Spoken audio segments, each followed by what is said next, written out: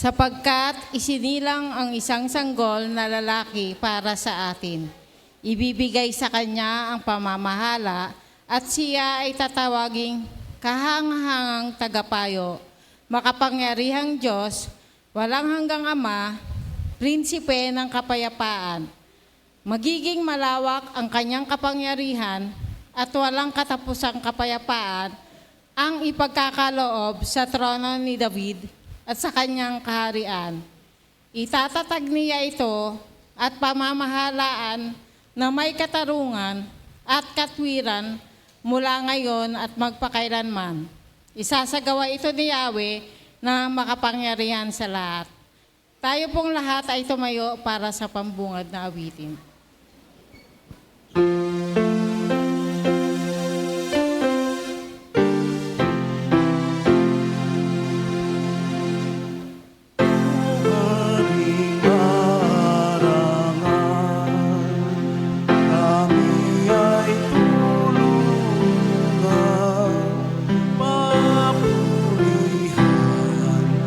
Malwalhati Ama, mapagtagumpay ka sa aming maghari, walang hanggan. Ikang naging laman, makapangyarihan, yung Panginoon. Bayan mo'y basbasan, magwagi iyong aral, at kami ay bigyang kabanalan. Ang halip na banal, ang iyong patnubay, kagalak. Malakas kang saktan, puso'y pagharian, at huwag kaming iwan, diwang banal. Sa tatuhang isa, pagpuring masaya, walang hanggan. Paghahari niya ay aming makita, at sa walang hanggan ay sumamba. Amen. Tayo pong lahat ay manalangin. Panginoong Diyos, maraming pong salamat sa gabing ito na ipinagkaloob mo sa amin. Salamat po sa mga batang grade 3 at grade 4 na magbibigay sa iyo ng papuri ng awit at sayaw. Pagpalain mo po silang palagi sa kanilang pag-aaral at paglalaro. Gayon din po ang kanilang mga magulang na walang sawang nagmamahal at laging nakasuporta sa kanila. Iyo din pong pagpalain ang magbibigay ng mensahe ngayong gabing ito. Nawa ito ay maging maisabuhay namin sa aming pang-araw-araw na gawain. Sa iyo po ang pinakamataas na papuri at pagsamba sa pangalan ni Jesus. Amen. Manatili po tayong nakatayo para sa pagbukas ng Biblia sa Jeremiah 23 verse 5 hanggang 6.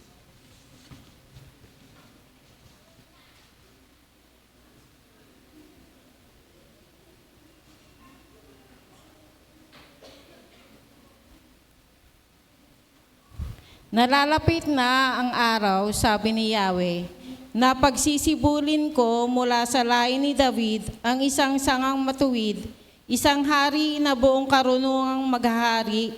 Paiiralin niya sa buong lupain ang batas at katarungan. Magiging matiwasay ang Juda sa panahon ng kanyang pamamahala at ang Israel ay mapayapang mamumuhay. Ito ang pangalang itatawag sa kanya, si Yahweh ay matuwid. At sa bagong tipan naman po sa Lucas, chapter 32 hanggang 33.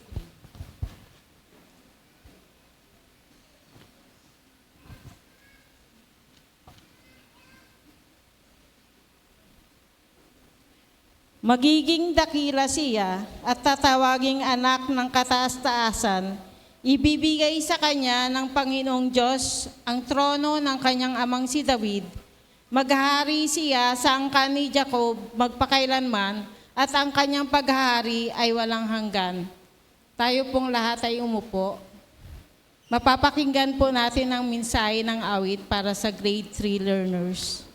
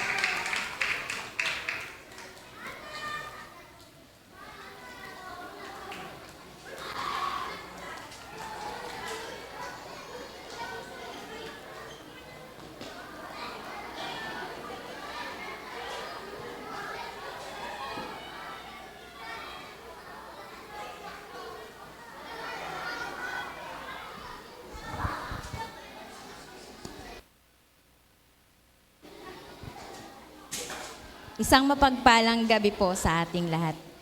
Nasa ika-4 na gabi po tayo ng ating pananambahan at katulad nung mga naunang gabi, ang mensahe po ay tungkol sa katuparan ng pangako. At ngayong gabi po, ang teksto po natin ay pinamagatang ang pangako ng matuwid na hari. Ulitin ko po yung binasang text kanina mula sa aklat ni Jeremias, Kabanata 23, mga verses 5 to 6. Nalalapit na ang araw, sabi ni Yahweh, napipili ako ng isang matuwid na sanga na magmumula sa lahi ni David.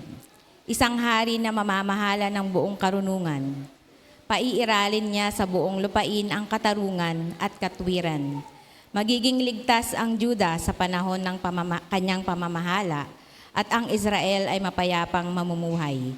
Ito ang pangalang itatawag sa kanya, si Yahweh ang ating katuwiran. Ang katuparan po ng pangakong ito ay matatagpuan naman sa Lucas, Kabanata 1, mga talata 32 hanggang 33. Siya ay magiging dakila at tatawaging anak ng kataas-taasang Diyos. Ibibigay sa kanya ng Panginoong Diyos ang trono ng kanyang amang si David upang maghari sa angkan ni Jacob magpakailanman. Ang kanyang paghahari ay pangwalang hanggan. Tayo po'y sumandaling manalangin.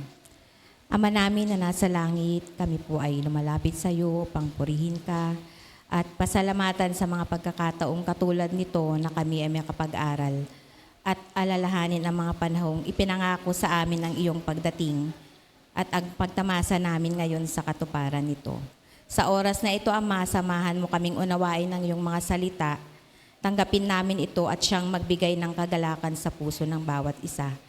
Dalangin namin ang pagkilos ng iyong banal na espiritu at ang iyong presensya ang maranasan namin sa aming kalagitnaan. Amen. Magandang gabi po ulit. Sino po dito ang nakakaramdam ng sobrang galak pag ganitong season? Di ba po, pag ganitong panahon, parang may kakaibang saya tayong nararamdaman sa mga puso natin. Parang pati yung hangin. Di ba po, tama po ba? Ano po kaya yung reason ng mga parang intense yung emotion. Tama po? Parang ang saya-saya. Tama po, nakikiayon po kayo sa akin. Yung season may dalang joy. Kapain nga po natin yung ating mga sarili. Saan po kaya galing yung joy na yan? May nararamdaman po kayo, di ba? Pakitingnan nyo nga po yung mga katabi nyo. Baka naman po kaya may joy kasi nakatanggap ng bonus. 13th month pay. Dapat po binigay na ngayon, bago mag-Christmas, dapat po naibigay na. Remittance galing sa ating mga mahal sa buhay, galing sa ibang bansa. May natanggap na po tayo. Pero bakit nga po kaya, yung mga bata, masaya sila kasi may Christmas party, may bagong damit, bagong sapatos, tapos sa Christmas Day, magbibihis, pupunta sa mga ninong-ninang. Pero this time po ata parang hindi na uso yung nagpupunta sa bahay. Online na rin po yata yung pagbibigay ng gift. GCash mo na lang, ninang. GCash mo na lang, ninong. Ganun po. Wala nang face-to-face. Pero mas maganda po siguro kung dadalaw pa rin tayo sa mga ninong-ninang. Yung mga estudyanteng nandito, bakit po tayo naka-attend ng pagsamba? Bakasyon na po kasi. Tama po. Kaya kayo masaya, bakasyon na. So nakauwi na kayo galing sa dorm, nakauwi na sa mga bahay-bahay. Pwede nang gumising ng tanghali. Pwede nang mag-request ng ulam kay nanay. Makakatikim na ng mga luto ni nanay. At sa mga nagtatrabaho, yun nga, sinabi ko kanina, yung reason bakit tayo masaya, yung mga blessings, financial blessings. Yung mga lolo at lola, bakit po tayo masaya pag ganitong season? Kasi siguro may darating na miyembro ng pamilya, mga apo, mga anak, kasi isang buong taon sila lang yung nasa bahay, yung lolo at lola natin. So pag ganitong season, that's the time na madalaw naman natin sila. Tama po ba? Kasi isang buong taong tahimik yung bahay. So ganitong season po, yung family gatherings, yung family reunion, yung mga alumni homecomings, magkikita-kita yung mga magkakaibigan. Tama po. So ganitong season po yung nagsiselebrate ang bawat miyembro ng pamilya. Marami pong reasons, maraming factor. Bakit pag ganitong season, intense ang ating emotions? Masaya kasi makulay ang paligid. Maliwanag, may mga pailaw. Maraming mapapasyalan. Makakakain na naman tayo ng puto at bibingka at puto bongbong. Tapos maraming handa. Once a year lang po natin yan nakikita, natitikman o nagagawa. At higit sa lahat, celebration po ito na natapos na naman natin yung isang buong taon. So parang year-end Thanksgiving and celebration na rin. Tama po ba? Kasama po sa kagalakan natin ito yung excitement ng paghahanda naman para sa araw ng Pasko. Maglilinis tayo ng bahay, magpapalit ng mga kurtina, ilalabas yung mga bagong gamit ni nanay, at magpaplano tayo kung ano yung hahanda natin sa Noche Buena. Maraming pagkain, malinis at magandang paligid. Handang-handa na po sa araw ng Pasko. Pero maliban po sa paghahandang ito, ano pa po ang ating naihanda? Yung galak natin, baka naman po may ibang dahilan pa yan. Palaging nating naririnig ito, the reason for the season. Na kaya ka masaya ay dahil alam mong o ramdam mong may darating na magandang regalo para sa iyo. Yung pangakong isang hari ang darating upang baguhin ang lahat. Yung season po na ito is not just about food. Isang special na occasion kasi birthday ni Jesus. Isang spiritual moment. The season brings joy because it symbolizes hope. At bilang mga Kristiyano, ano naman po ang ating paghahanda? Tayo po ba ay may handa o tayo po ba ay handa?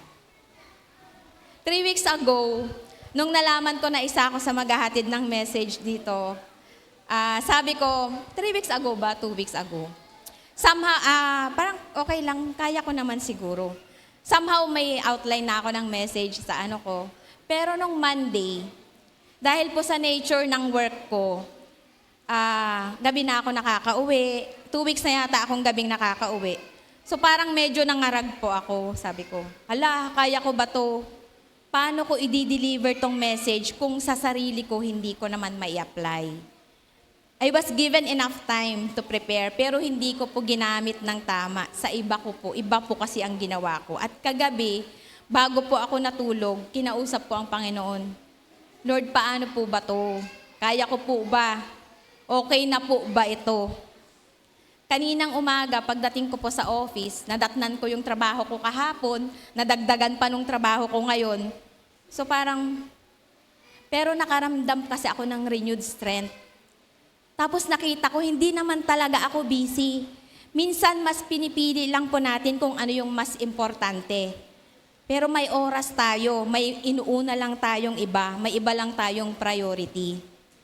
So hindi lang po pala yung handa ang kailangan nating paghandaan. Kailangan din nating ihanda ang ating mga sarili. Ang ating mga puso para tanggapin yung pagdating ng hari. Hindi lang pala yung bahay ang kailangang malinis, kundi yung pusong nagpupuri. Para sa hari ito, only the best. Hindi pwedeng okay na to, dapat todo na to. Hindi po pwedeng 500 pesos na budget, kundi billion times na value yung sarili po natin. Hindi simpleng handa lang, hindi simpleng handa lang ang kaya nating ibigay, kundi isang grateful heart na sobrang galak na nagse-celebrate sa araw na tinupad ng Ama ang kanyang pangako. Selebrasyon ng araw ng pagdating ng hari.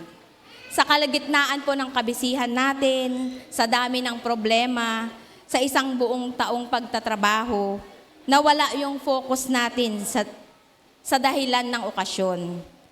Ayon po sa binasa kanina, pipili ang Diyos ng isang matuwid na sanga na magmumula sa lahi ni David.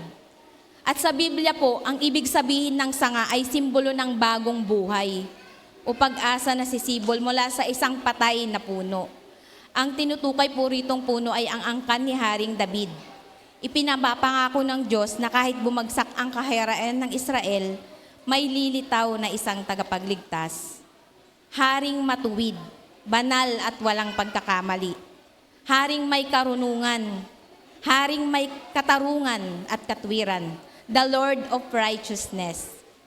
Nakatuon sa pagtatama ng mga mali. Si Yahweh po ang pinagmulan ng lahat ng mabuti at tama. Ang kasulatan po nito ni Jeremias ay sinulat niya noong panahong yung mga pinuno sa Israel ay naging tiwali. Ang talatang ito ay isang mensahe ng pag-asa na darating ang panahon na ang Diyos mismo ang magbibigay ng perpektong hari na magliligtas sa kanyang bayan. Gayun din po yung nakasaad sa Lucas. Siya ay magiging dakila at tatawaging anak ng kataas-taasan. He will be great and will be called the Son of the Most High. Dito rin ipinahayag ang pagdating ng isang kaharian na hindi magwawakas, na magdudulot ng pag-asa at kapayapaan at kaligtasan sa buong sanlibutan. Ganyan po kaganda yung pangako sa atin ng Panginoon. Sobrang pinaghandaan niya. Yan po yung katangian ng haring ipinagdiriwang natin ngayon. Ganyan po siya ka-extraordinary. Ganyan po siya ka-special. Yung haring ipinangako sa atin, hari na ipinanganak more than 2,000 years ago, sa payak na sabsaban. Yung wala na sa kabisihan ng mga tao na ubusan siya, kaya sa isang payak na sabsaban lang siya ipinanganak. Siya yung haring naghirap at umako sa ating mga kasalanan sa pamamagitan ng kanyang buhay. Siya yung hari na hanggang ngayon ay hindi tumitigil sa pagmamahal sa atin. Hindi po nagbago kailanman. Kaya extra special po yung araw ng Pasko. Naitawid po tayo ng Panginoon sa isang buong taon na punong-puno ng maraming pagpapala, ng pag-asa at pangako. Isang buong taon na siya ang nagre-regalo sa atin. May present tayong natatanggap sa Kanya. So ngayong Pasko po, tayo naman ang magbigay ng regalo sa ating hari.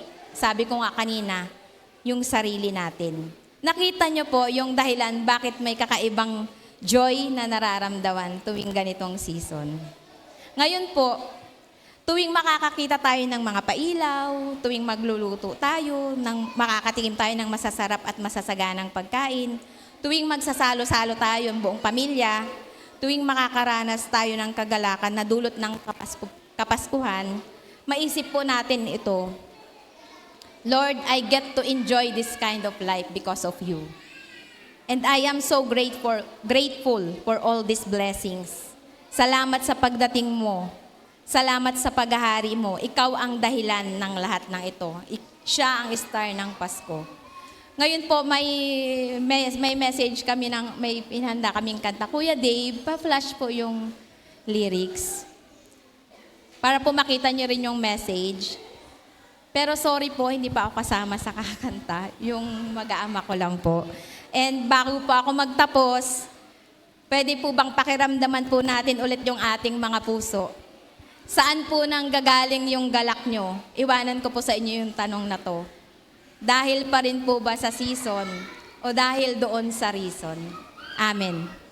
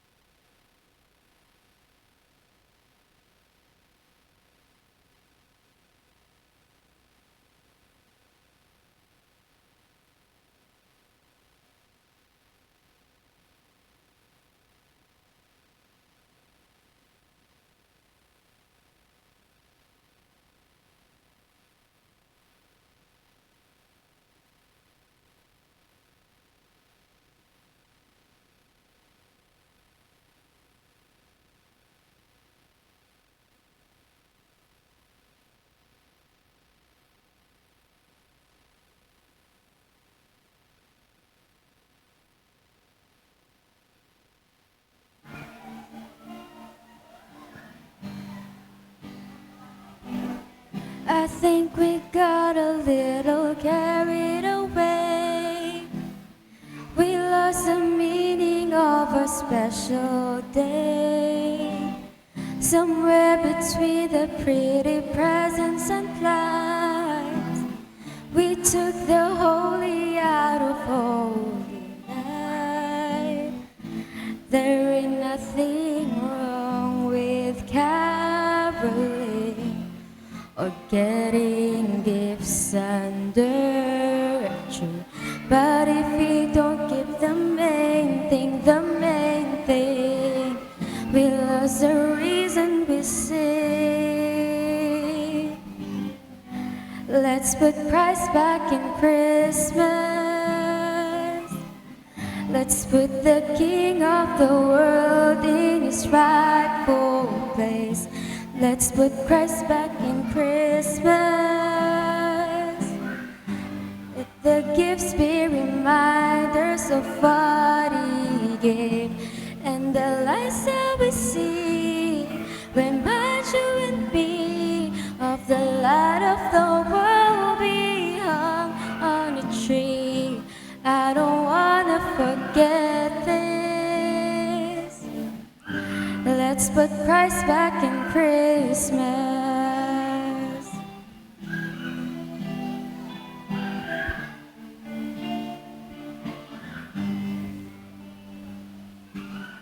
I think we might have missed the mark this time. Forgot the reason why the season's bright. 2,000 years ago he gave his life to spend eternity with you and I. No, there ain't nothing wrong with caroling or getting gifts under the tree. But if we don't keep the main thing, we lose the reason we sing. Let's put Christ back in Christmas. Let's put the King of the world in his rightful place. Let's put Christ back in Christmas. Let the gifts be reminders of what he gave, and the lights that we see remind you and me of the light of the world we hung on a tree. I don't wanna forget this. Let's put Christ back in Christmas. Let's put Christ back in Christmas. Let's put the King of the world in his rightful place. Let's put Christ back in Christmas. Let the gifts be reminders of what he gave, and the lights that we see remind you and me of the light of the world we hung on a tree. I don't wanna forget this. Let's put Christ back in Christmas.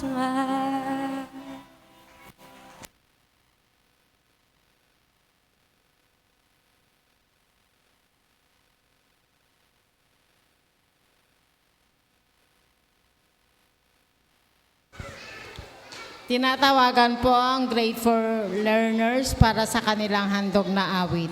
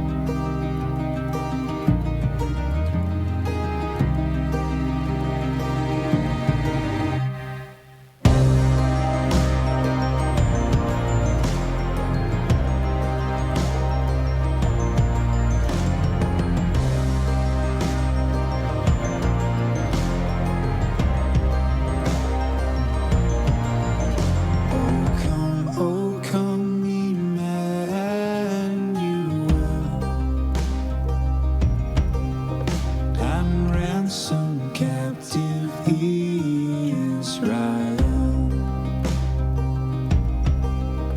that mourns in lonely exile here until the Son of God appear. Rejoice, rejoice, Emmanuel shall come to thee, O Israel.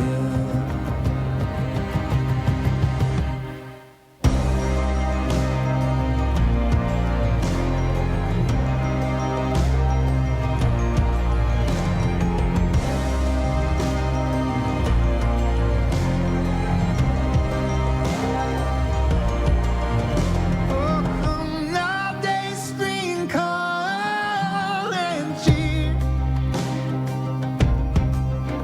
Our spirits by thine advent here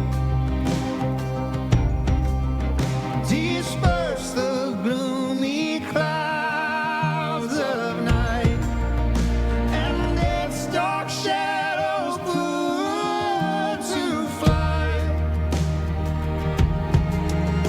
Rejoice, rejoice, Emmanuel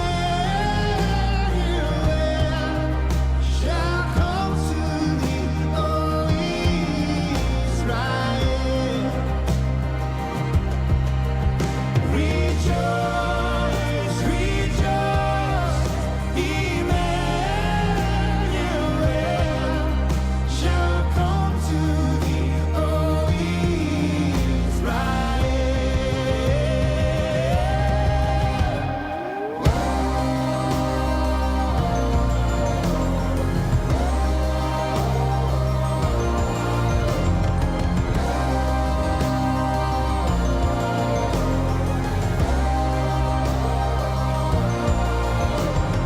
come thou Key of David, come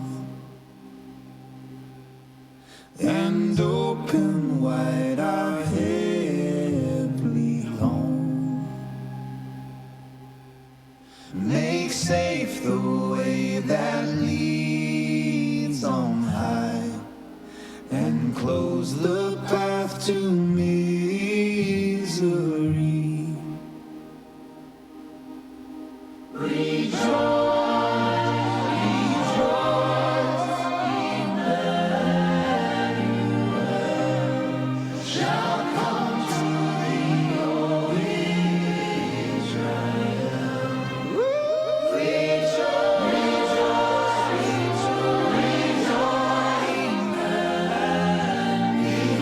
Emmanuel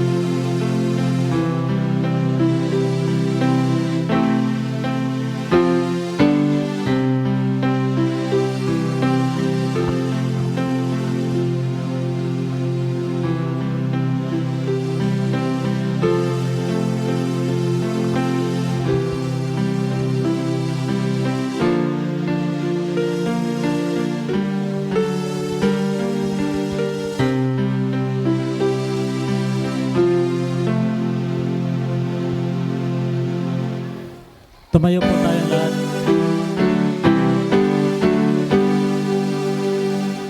Purihin ang napapala, Diyos ng buong sanglibutan.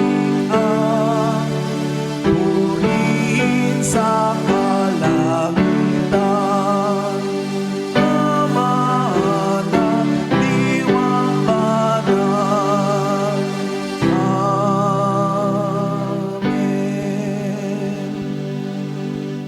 Aming Ama, Diyos ng pagpapala, narito po kaming nagpapasalamat sa lahat ng mga biyaya na lagi niyo pong ipinagkakaloob sa amin. Higit pa sa aming mga pangangailangan. Tunay nga po, nararanasan namin ng isang Diyos na higit pa sa sapat. Through this offering, so God, I declare financial breakthrough. Pagpalain niyo po ang mga trabaho, ang mga negosyo, mga pinagkakakitaan ng iyong mga anak. Pagpalain niyo ito, ibalik sa kanila ng siksik, liglig at umaapaw, higit pa sa kanilang inaasahan. Sa pangalan ng Ama, ng Anak, ng Banal na Espiritu. Amen.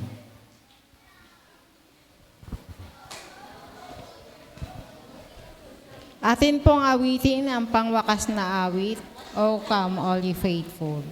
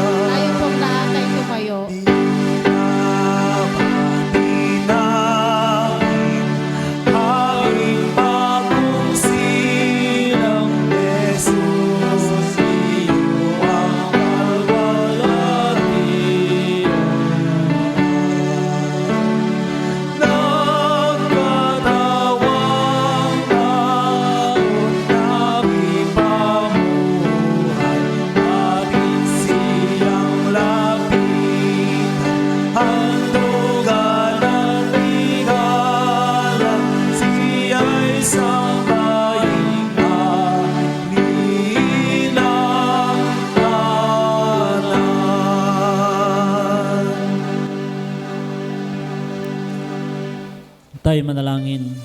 Aming Ama at aming Diyos, sa pagkakataong ito, patuloy po kami nagpapasalamat sa pagbabalik tanaw namin sa unang Pasko. Hindi po namin makalimutan ang iyong pagkakatawang tao. Mula sa iyong pagiging hari ng mga hari, hindi mo inalintana upang ikaw ay bumaba sa lupa, nagkatawang tao, iligtas kami sa aming mga pagkakasala. Muli mong ipinaalala sa amin na espesyal ang okasyong ito. Espesyal ang Kapaskuhan sapagkat ang ipinagdiriwang namin, ang hari ng aming buhay, ang hari magpakailanman, ang dakilang Mesyas na tagapagligtas. Salamat po sapagkat alam namin na hindi niya po kami bibitawan hanggat hindi po kami magtatagumpay. Salamat po sa aming grade 3 and grade 4 learners sa kanila pong paghahandog ng awit at sayaw, paghahandog ng kanilang talento, inialay sa hari ng mga hari. Dalangin ko po na pagpalain niyo po sila, pagpalain ang kanilang mga pangarap, patuloy na bigyan sila ng talino, hindi lamang sa kanilang pag-aaral, kundi sa kanila pong pang-araw-araw na buhay. Patuloy niyo po silang palakihin na bababait at mabubuting bata. Dalangin din namin ang kanilang mga magulang, kanilang mga guardian. Pagpalain niyo po silang lahat, Panginoon. Lord, dalangin po namin ang nagbigay ng pagpapala sa amin ngayong gabi. Bless niyo po ang Bungabong family. Salamat po sa kanila pong buhay na bless niyo po kami sa mensahe at sa mensahe ng awit. And we are praying for them. Bless them more. Lord, I am praying for the silent prayers of my brothers and sisters. Nananalangin po kami sa hari na nagkatawang tao, namatay at nabuhay na maguli para sa amin. Walang imposible sa iyo. Hindi ko po alam ang pinagdadaanan ng bawat isa, pero nakikita mo po ang aming mga puso, naririnig mo ang aming mga panalangin. Ang aking panalangin, pagpalain niyo po kaming lahat. Ang Paskong ito ay maging blessing para sa amin. Hindi po namin makakalimutan ang Pasko ng 2025. Kasi po, mayroon po kaming mga prayers na ngayon nyo po tinugon. Ngayong Pasko na ito nyo po tutugunin. Salamat sa mga biyayang ito na ipinagkaloob mo sa amin.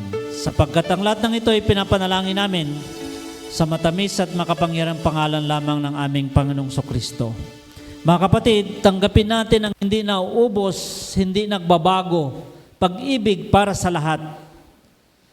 Tanggapin natin ang kanyang lubos na kapangyarihan, walang imposible sa kanya. At sa lahat ng kanyang mga pangako na lagi niyang tinutupad at ang masaganang biyaya, sumaating lahat ngayon, bukas at magpakailanman sa pangalan ng Ama, ng Anak at ng Banal na Espiritu. Amen.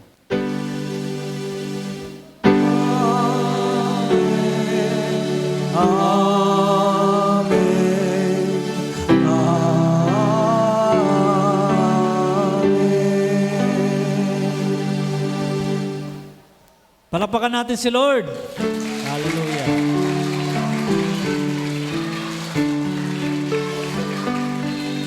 Tapos na po ang ating ika-4 na pagsamba ng simbang gabi. Humayo tayo na taglay ang biyaya, pag-ibig ng Diyos bilang hari ng ating mga buhay. God bless us more.